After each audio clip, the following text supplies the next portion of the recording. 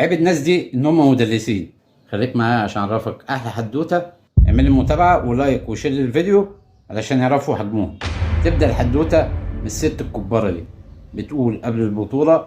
وكل ده ليه؟ لان نادي الزمالك هو النادي الوحيد اللي بيمثل مصر في البطوله الافريقيه، قصدهم يعني الكونفدراليه، اللي هي اهم من بطوله افريقيا، اللي بعد ما خسروها بقى الدوري اهم من الكونفدراليه. شوف كده هي بتقول ايه. ده غير ان انا هسمعك احلى حدوته.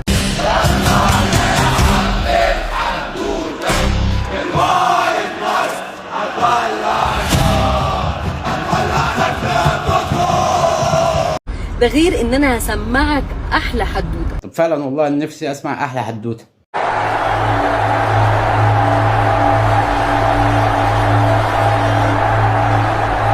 بس تعالي بقى انا اسمعك احلى حدوته. وتوتة توتة توتة ولا تخلص الحدوتة دي بتبدأ من جديد. اشوفكم الفيديو اللي جاي.